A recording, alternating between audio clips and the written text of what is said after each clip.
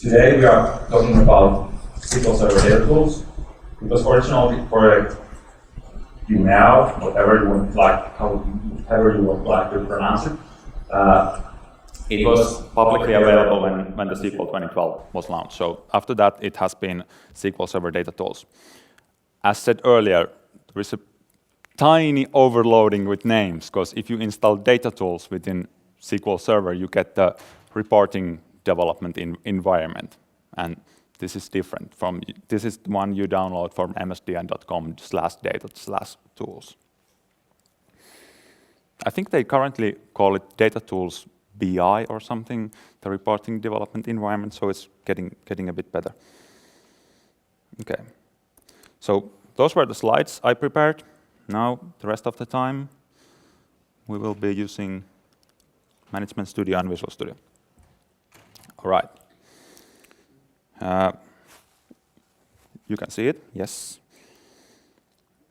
Just to make a first few changes as we've been doing for years.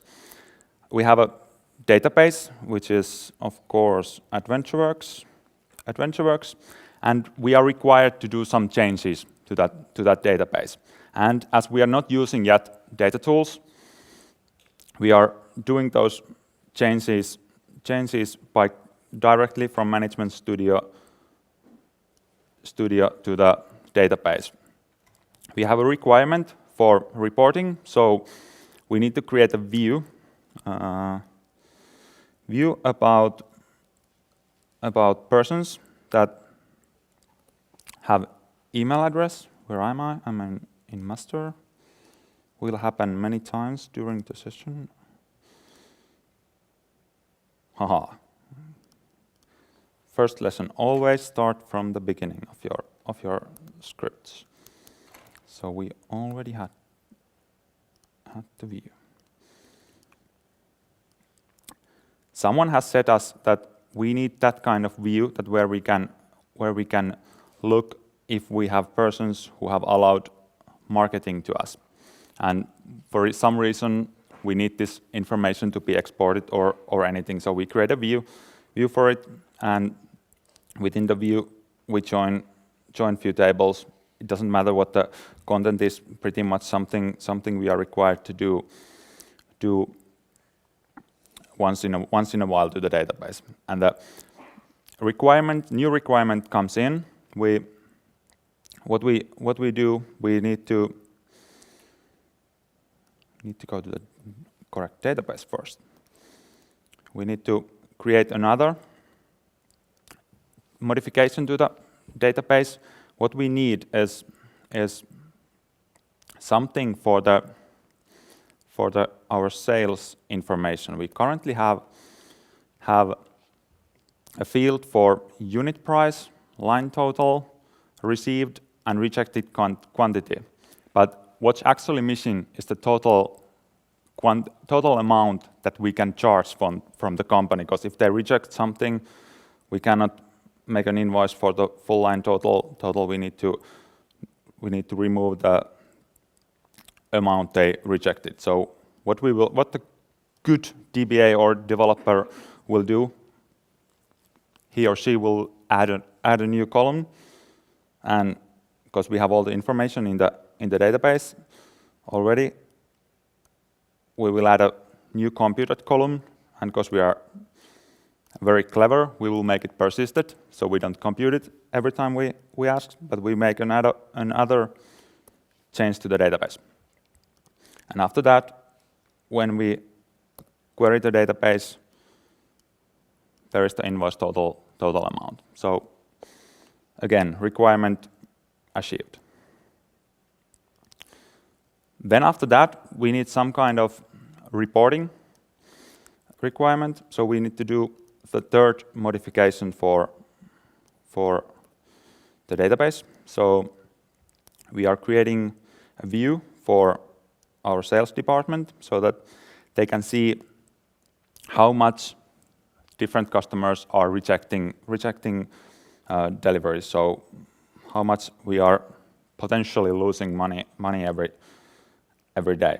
And if we query the view. It will calculate for us how many dollars we are losing every day. Again, sales department is happy with the change, and everything is okay. Then, after a while, this reporting need or the original invoicing need is removed. So what the requirement is that there comes for the developer comes a new requirement that we don't need the invoice total column anymore, because we can do that in application layer or somewhere else. So you can drop it. First question, last session in conference, what will happen? Can I drop the column? I created a view. I was quite fast, but I created a view on top of this column so that I aggregated information for my report. Will the drop column work? Yeah. Could I have done it some other way so that it wouldn't be possible? Yes. Schema binding. Yes. How many use schema binding in their everyday life? Good. But quite a many hands weren't raised. So I didn't use schema binding, so of course this works. And then if the reporting need comes next year or some other day, it's not going to work. And I'm not sure about you, but I see this kind of events on my work if not weekly, at least monthly somewhere. They are very lost on their database scheme, that what's actually possible and what's the correct way of doing things. And that's a place where data tools come in the picture. So data tools is now when Visual Studio 2013 is available, is part of the basic pack. If you're running older versions, so 2012 or 2010, you can download it from MSDN. So it's a Visual Studio project template called SQL Server Database Project. I will create one.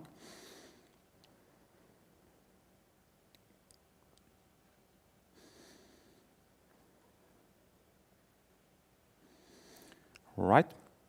And then the first thing to do is to actually take over the scheme you have in a database. So what we will do is what's called Schema Compare. And for Schema Compare, we always have a destination and source. So I will choose. If I have it here, it's on my div 28. I'm not doing this incorrectly because I can switch them. So source is database, destination is my project. I do a compare. When I do a compare, it will build my current project, and it will compare it with the database and hopefully show me all the differences between these two. So first, what's obvious is that everything is adding to the project, because I don't have anything in my project yet. I click update, and it will fetch the database structure in my project. So now I have a Visual Studio project with the current content of the database. This operation has evolved during the time. So if you're using older versions of data tools, upgrade, because the structure, how things get into the project, have been switched few times during the recent year. So the current version, I think, it's very good. So it's schema, and under schema you have different kind of objects, and under them you have the actual object. So the way it really now layouts the structure is good.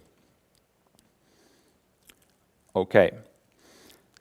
Now I have a broken database, because the view didn't work. The easiest way to check that out is try to rebuild. So if I rebuild it, first of all, what I missed is the version. So within the project version, you have to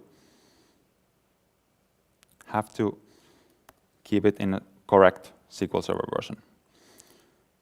I will rebuild it, and it will find out the view that doesn't exist. And as in normal Visual Studio project, I click it, and it will go to the correct place. Now, how to fix this? I prefer not adding the column again. What I will do is go to the base table. So this one was from the purchase order header, I think. And as in a normal Visual Studio project, I hover the object within the code, and then press F12, so go to. It will go to the correct table. So you easily navigate through your project. And I think the definition was some fields added together. It was create computed column. It's this one here.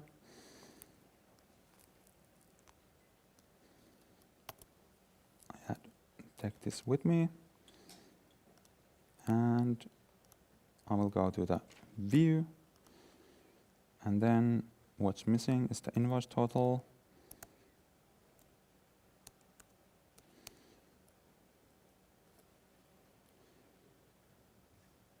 I added that to the view. So now red sign is gone, and it builds. And now it's ready for the deployment after this.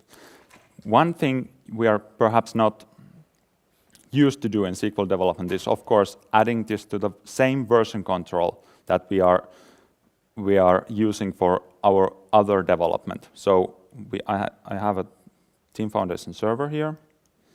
Should have a Team Foundation server here. I will add solution to source control.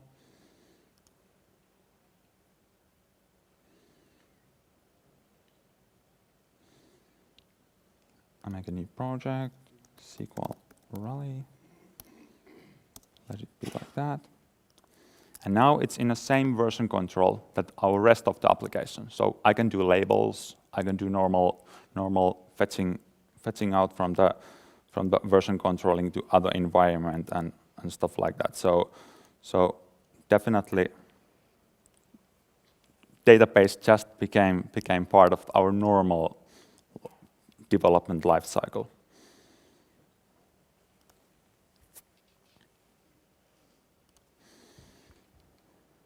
Yeah.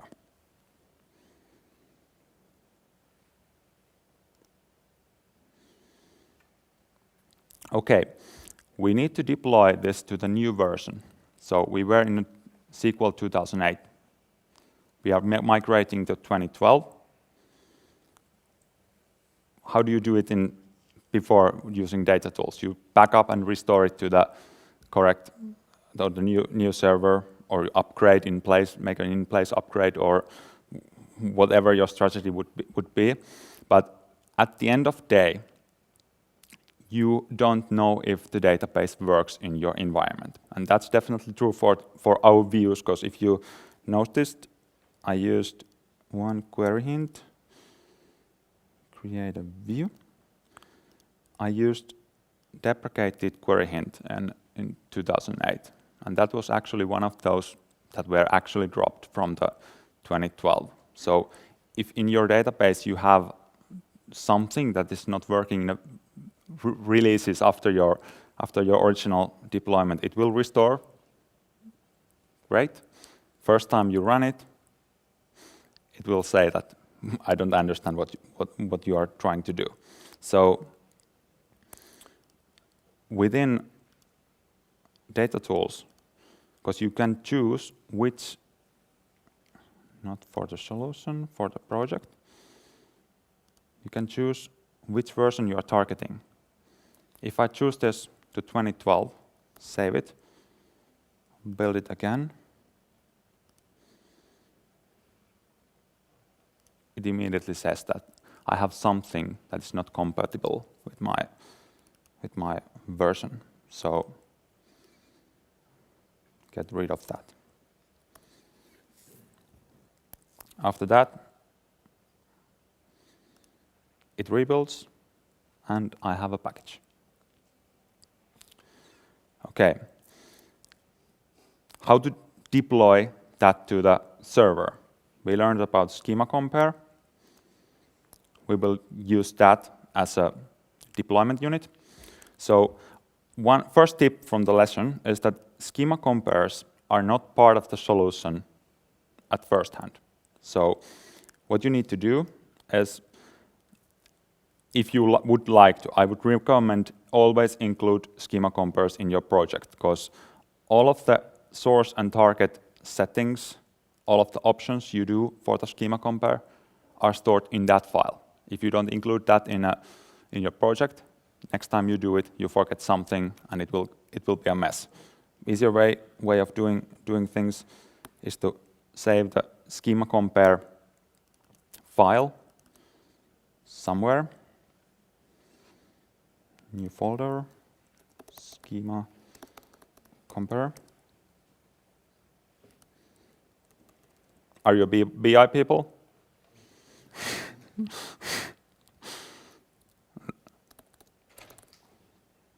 Save a Schema Compare file, and then include that into your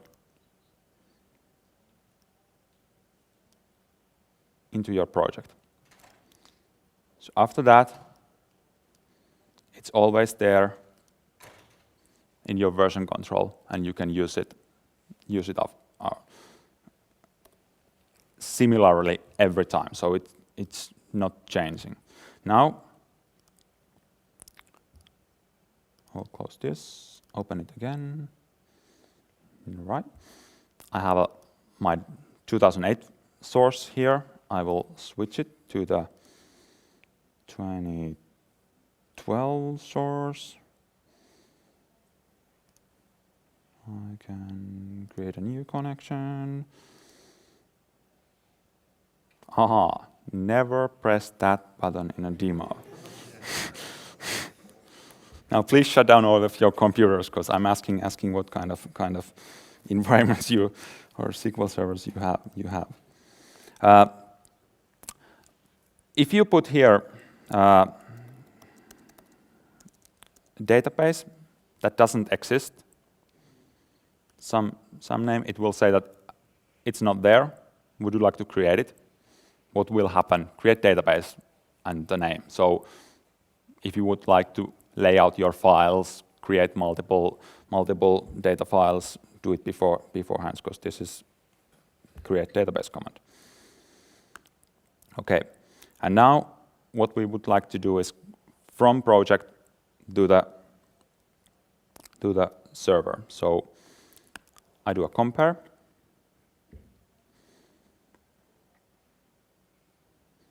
And hopefully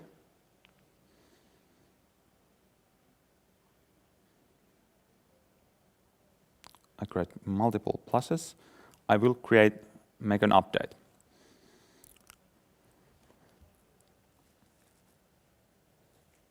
Yeah.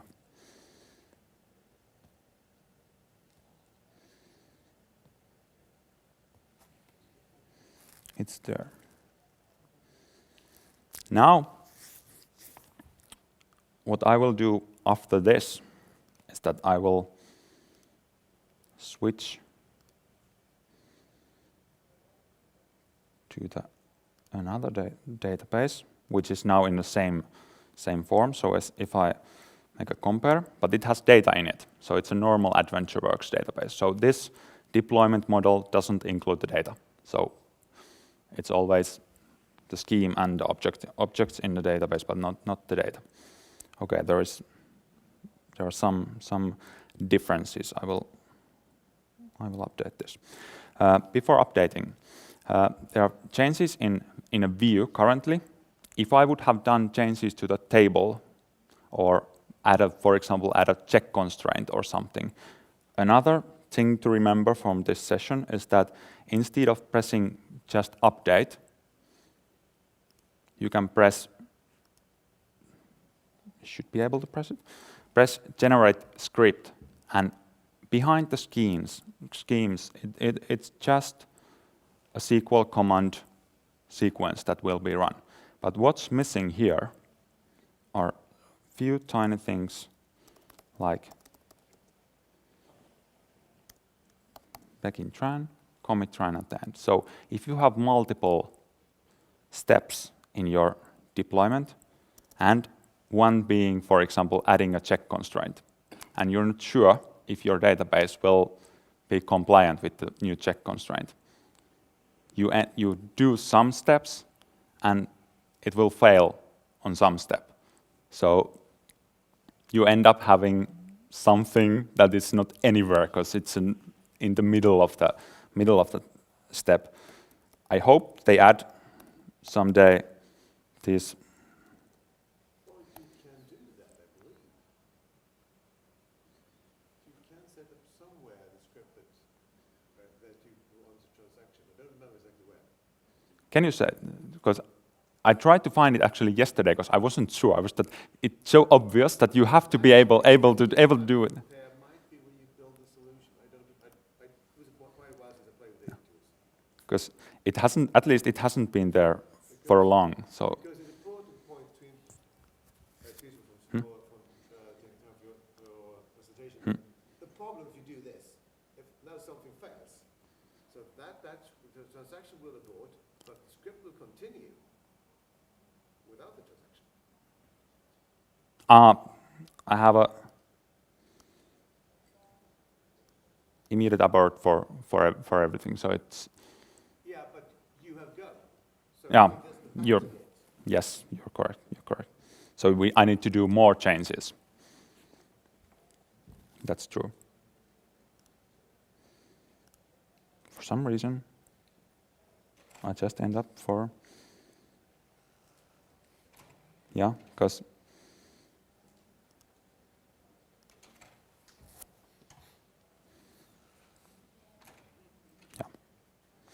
another thing, whenever doing a real update, you do a compare again.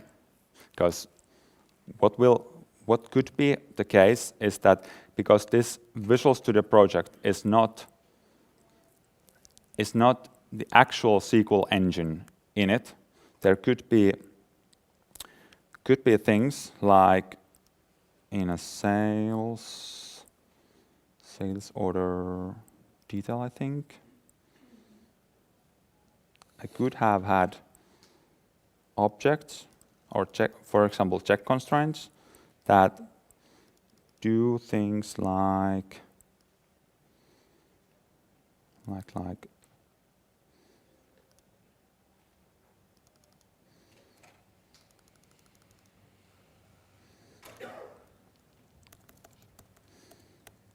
unit price being more than 0. Let's put unit price between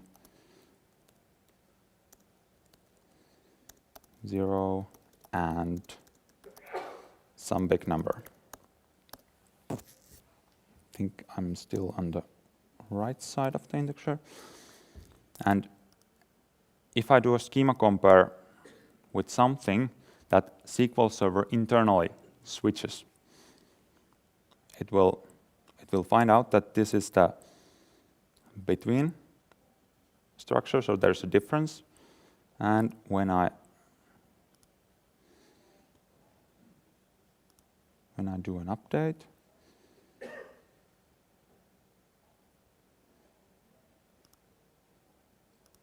why is the update?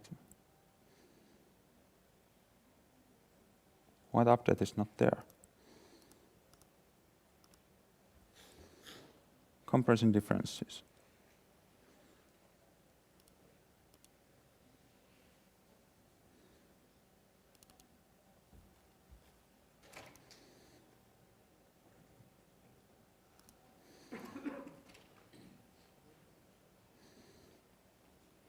When I do the upgrade, it will internally switch to 2 different steps. So it's not a between in database, but the Visual Studio won't change that. I'm in the middle of something. I will make it again.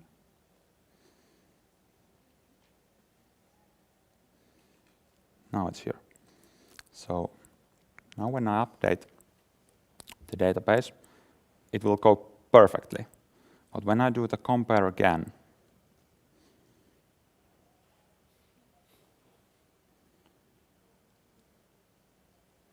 it will find the same change again, because internally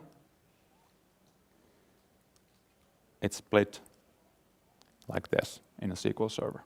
So, and it doesn't understand that these are the same sets. So it's blocked in MSDN by Microsoft. What you should do is to do it other way around after this. So update the source with what's going on in the database. But for me, it sounds like a workaround for the solution, but not a good way of doing things. So if I upgrade it from the database again to the solution and then do a compare, then of course they are in the same shape. So problem disappeared. But there are structures that you could write within a Visual Studio that are semantically same, and when you publish them, they will change within a SQL server. And when you do a schema compare again, you can do it multiple times, and you always are upgrading the same thing.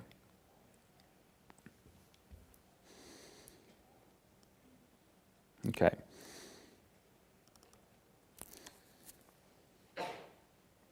Let's take our sales order header field. One obvious thing, because we are using Visual Studio and the build model, is that we can use refactoring pretty much for everything. If we are, for example, saving date times in this field, because it's a date time field, and we do the change, it will immediately say that these are the places where the change could occur, and it will update them. So again, if you have a view or something, you can now change things at few mouse clicks. Okay.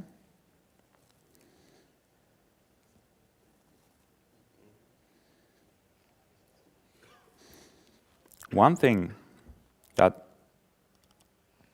you should be aware of is that when you add columns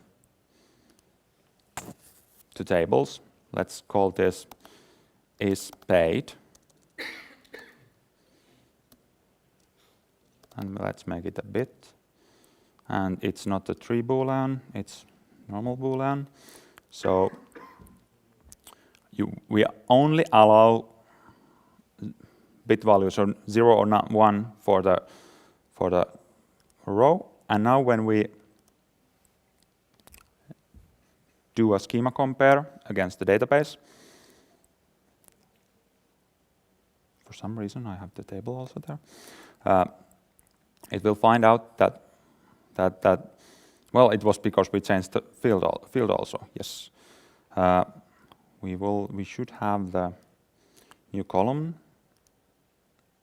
added. Yes, and when we update, it will fail because normally the script goes and detects if there are any rows in a database. So if I look for the script that it generates, let's do a schema compare, and then click the generate script. What it will do is it will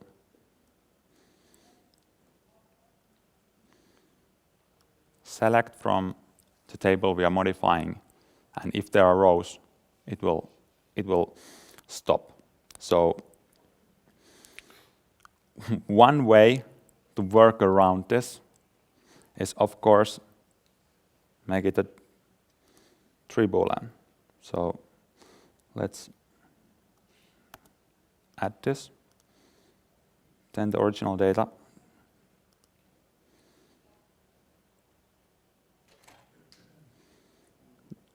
Doesn't matter what the original data is. So now the update will occur. Yeah, updated completed successfully. And then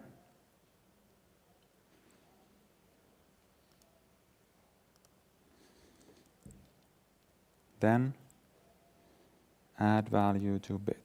So we could, if that's allowed in our environment, if we know that everyone has paid their bills, we could make it work so that we personally know that we can add a new constraint in our database and it will work. And then after that, I could make it a field I want, compare.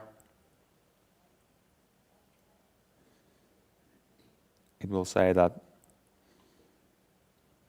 same change, and if we look at the script, it will make the same detection.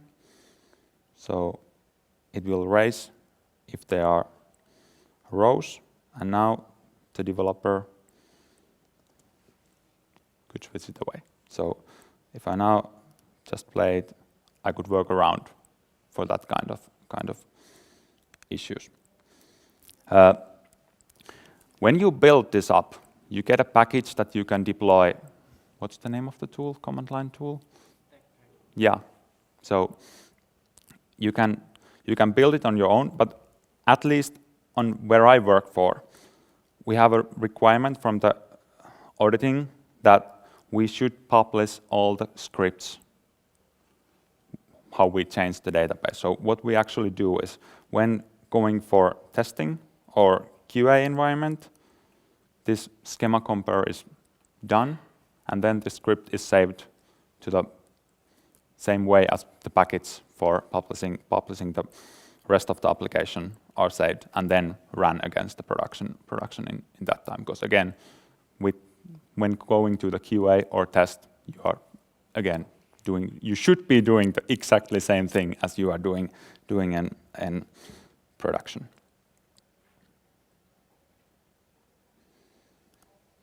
Okay. Now the schema compare should be there.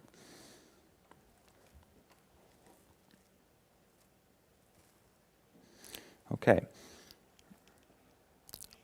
How many of you does CLR development within the database?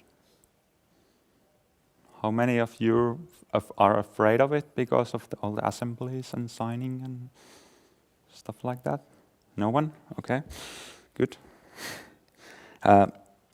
Within this Visual Studio project, it doesn't matter whether it's T-SQL objects or whether they are C# objects. So I should have here a few snippets. I should have a few of these here.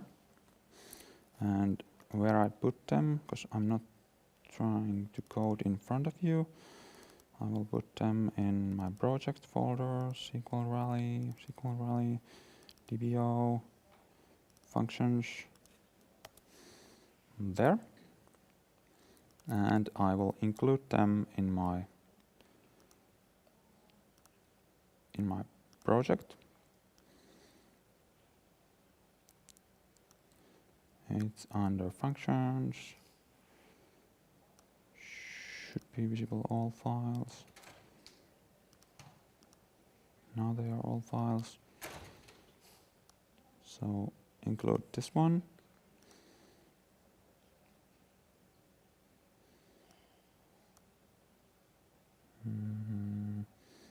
There should be others, these three. Include these ones. So now I have a few C# elements, meaning user-defined functions, and one of them calculates the Tower of Hanoi problem, and I've done the same script with T-SQL and with C#, so the recursive solution for the Hanoi Tower. And I just included the classes to the project, and then after that I will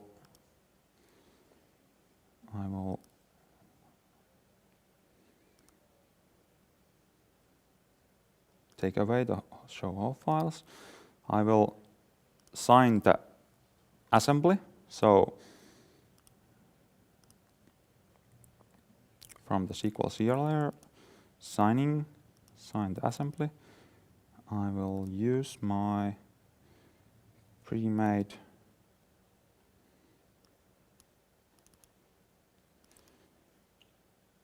SQL Rally assembly. And I'm using external connections in the next demo, so I will feel a bit dirty. I will make external access available. After this, if I do a schema compare, I can from here publish the DLL to the SQL server. So errors occurred, build failed.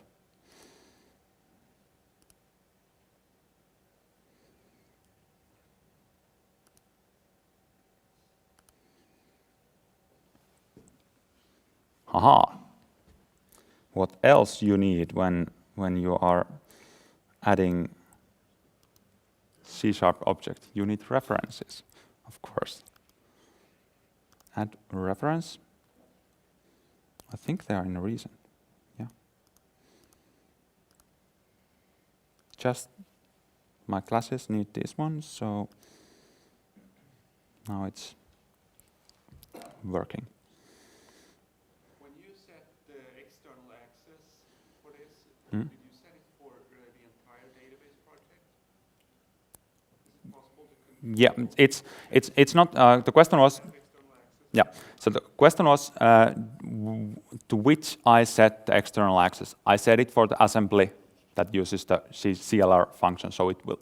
At the end of the day, we will build up one DLL. So that gets the external access. So if you have the different functions, you have some functions that require external access and a lot of functions that don't, then can you just set external access to those who need it? No, because you could do two different projects and reference the project and update the same database, but within the schema compare, unclick everything else than the CLR object. That could be a one solution, but no, it's a project property. So project is signed, and then I have created a login within the SQL server, created the login, and for that login I've given permission to have an external access. So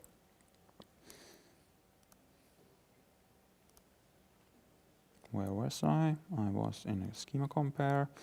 There are assemblies, and now if we update, it will directly update the database. So you don't need file access from the assembly folder somewhere or anything, because you are deploying directly to SQL Server. Should check again that it's in the same form. Why should you do CLR functions? We're not in external access yet. That's an obvious reason. You have the complex logic that you can't easily do with SQL. Yeah. So It's one real-life situation that we are using. So it could be that T-SQL version is harder to maintain because the business logic is harder. The other one could actually be that if you have a logic that looks like a program. I've seen UDFs this size of long with the T-SQL, and if you look them, they are tiny programs doing quite a lot of business logic. And on many cases, when you create a C# version of the object and compare the performance between T-SQL and the C# version.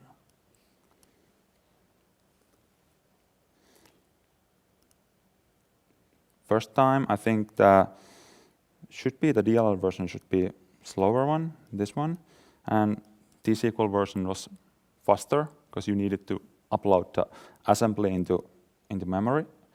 But after that, if I make a more difficult Hanoi Tower problem, so with the 15 disks, for example, you actually can see that C# version, T-SQL version. So T-SQL, more the complex the program, more faster the C# version is. So now if with 18 disks, it's 7 milliseconds with the C# version and 2 seconds with the T-SQL version.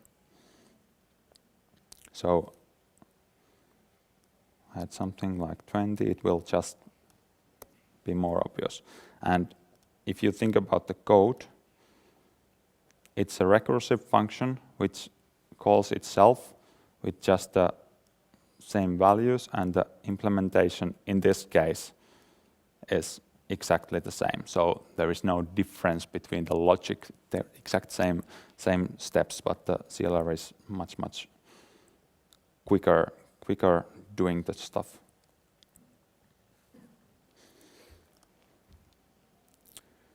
Okay.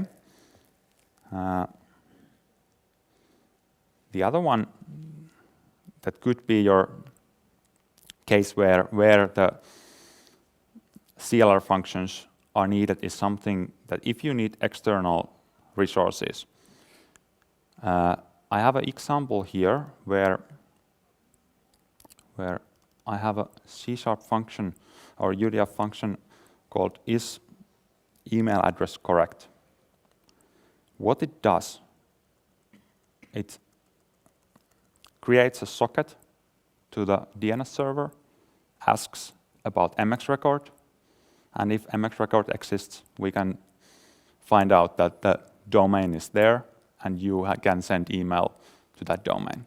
So if you would like to need, or if you need to implement that kind of logic where something comes outside of the database, there is no way to do it with T-SQL. And because this is said to be deterministic, you can use this actually as a check constraint. So you could be sure that you have an email address correct in your database. I'm not sure if it's a valid point, because if you update 10,000 rows, it will, within the check constraint, it will occur 10,000 DNS queries. But if you need that kind of logic, I heard a friend of mine this morning said another example. They're using or planning a system where there is a door locking system that should be authorized from the SQL Server.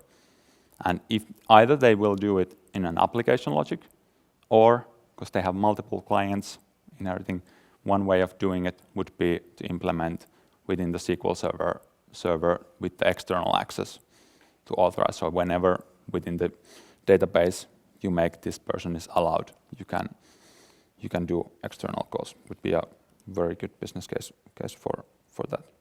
If the requirement is that immediately when allowed, you should be able to do it, because other way around, it's always delayed if you take external program to query somewhere or something now and then.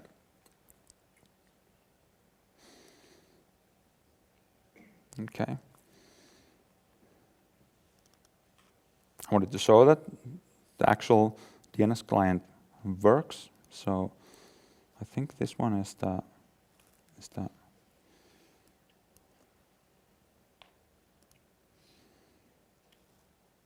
correct DNS server. Yeah. So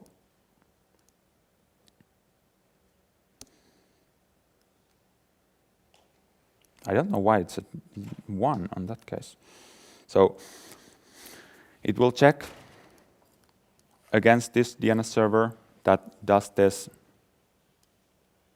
email address work, and return 1 if it works and 0 if it doesn't. So adding a check constraint wouldn't be a huge job after this.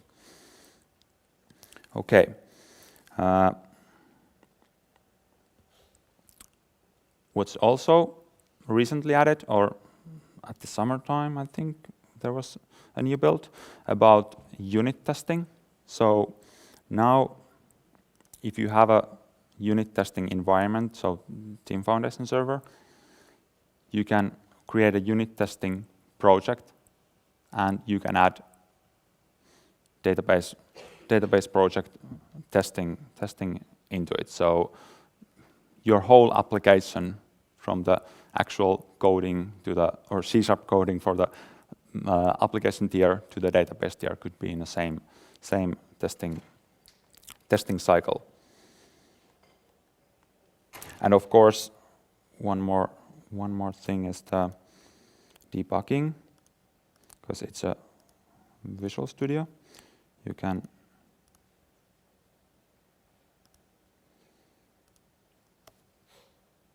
have it here, and then when you are debugging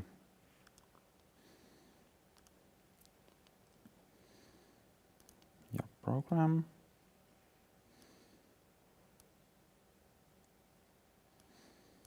you can say, I would like to debug using this file. And where I would like to debug, half a second late. It works perfectly in a small environment in your home. / I think it was SQL 2012. Yeah. I'd like to debug against this database. And now when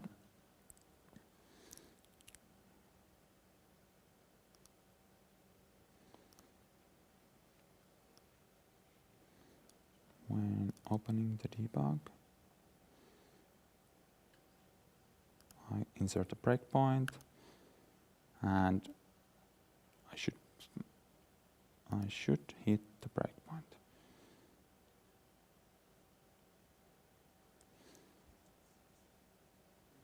Deploy started. Yeah. So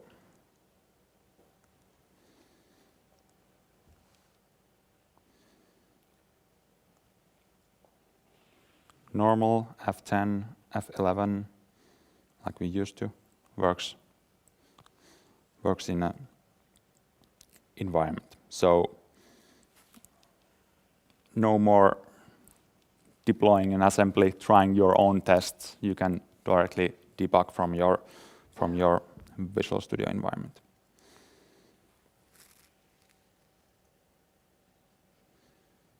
Okay. What about multiple databases? I know there are programs.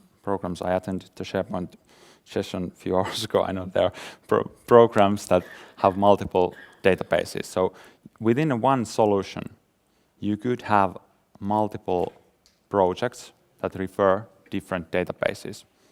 And then after adding a new project, you create a reference for that another project, so another database. And after that, you can create objects towards that database, and your building process knows the project name and object names in another project, and everything works exactly the same as in a one database environment. So adding another project, and then for the references,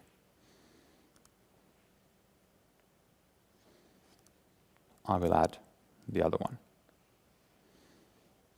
The notation referring to the other project is a bit different. So when you create a view, could be that from the other database or some object, you have. What are the options for database location?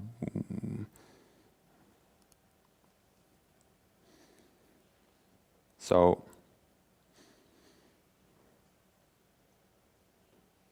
if you choose this one, you need the linked server name at the when you develop. So this is how you reference to that.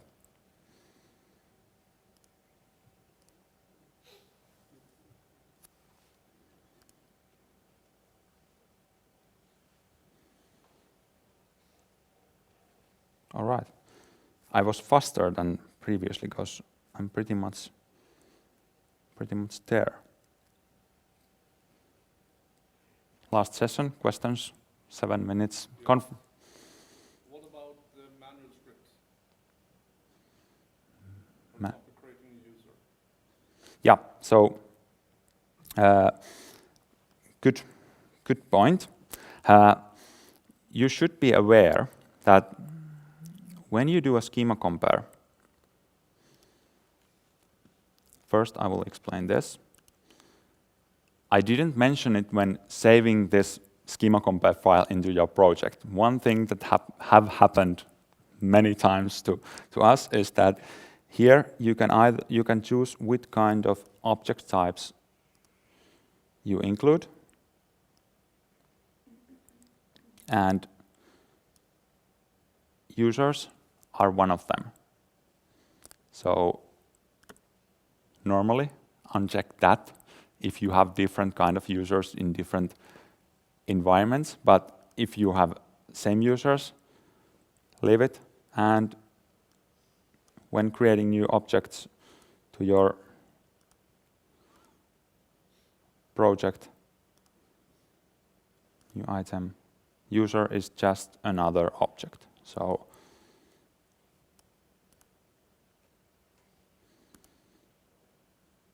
it will be created as.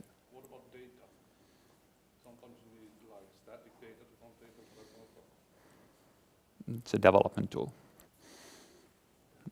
So you have to handle that manually. Well, so the database doesn't work if you don't fill in like. yeah, so it doesn't. The database won't lose its data. So when you have a database and you have a data in it, it's not loose when you deploy new projects. But I understand if you would like to include data when you deploy it. It's not mentioned for that because it's a development tool, not. Yes, I used to do it. When you build your project, you can choose to add a PostScript or pre-script. And in PostScript, you can add the data inserts to populate your database or Yeah. SSIS, for example, and so on. Oh, not there, but from the development point of view and from the build, and should it it's here. So you can use the normal Visual Studio build processes. And there are objects you can add it. If you right-click on the project and add, and new item, there you can find the post script that you can add. Yeah. For data insert.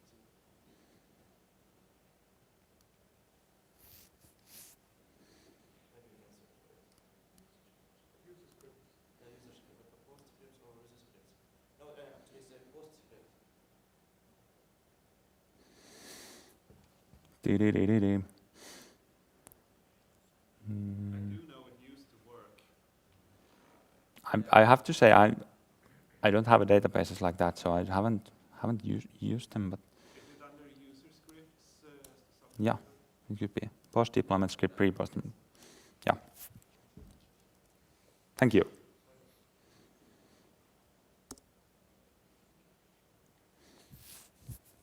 But again, it's not part of the build process, so in that sense, it's a post deployment or post build script.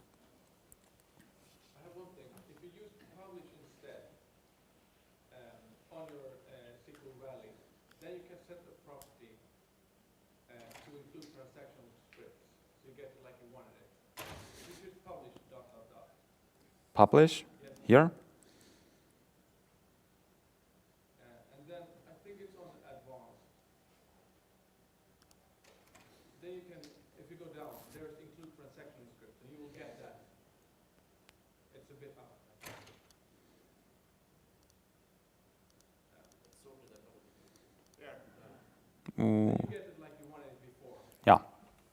Thank you. You always get that. You can have it in your public profile. And set that to default. Because it's part of the project file, and then it's saved again for the next use.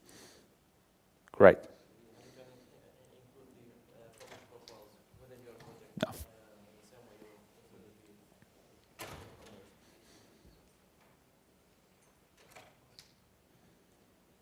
and you can there is an option always recreate database and block incremental deployment if database migrated. So you can uncheck it. Ignore. It's up there. The other part. Yeah. No? This second and third. Yeah. Yeah. But again, perhaps you would like to have that. Routine production. Yeah. Something that you should be making an exception when deploying.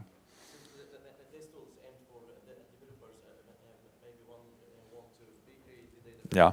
recalculate the data from scratch using SIS, and execute some smoke tests or something like that. Yeah.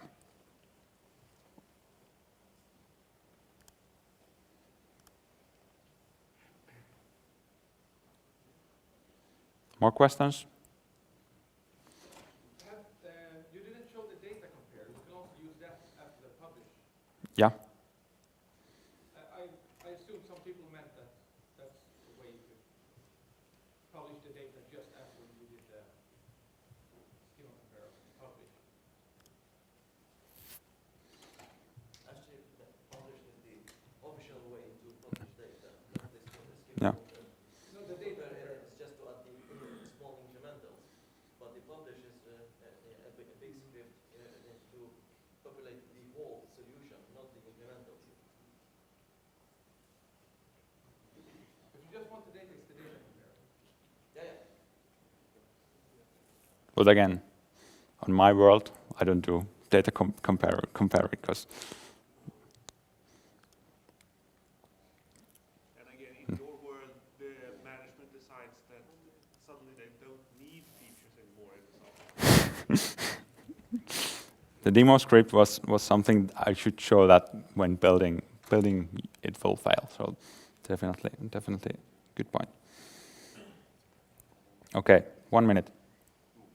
Who, Is this going to be a part of this SQL Server data tool as well? so Database project? Hmm? Is that going to be part of the other tool as well, the SQL Server Data tools that are coming from the. BI or reporting? So these are two different ones. So this one was included in the Visual Studio 2013. But if you need one, you download it from here. I hope my internet connection is working. And you have two different versions.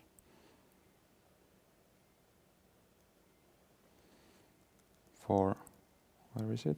Get it here.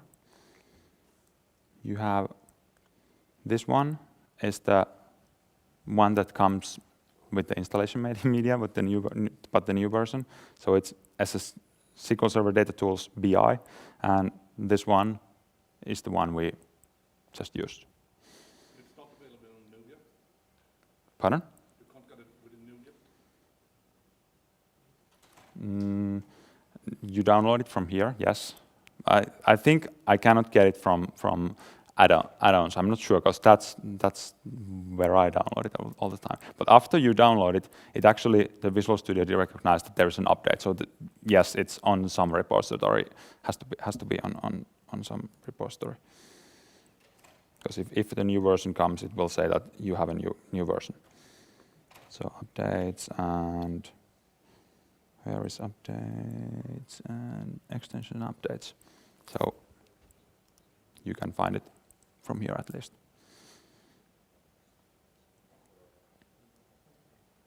Will refactoring work with the SSIS packages and SSIS cubes?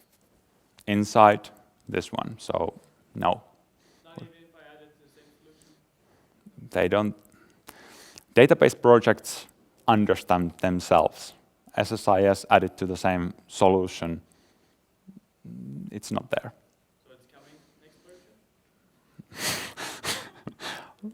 I don't have a @microsoft.com email address, so whatever I say, it doesn't mean anything at all for the future release. But I think you're not the first one asking that, at least.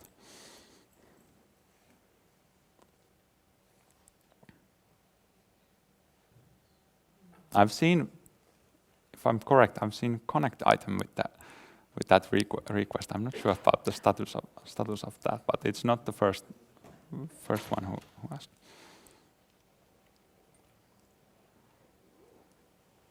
Okay, 17. We are 2 minutes away, and everyone has a flight to catch.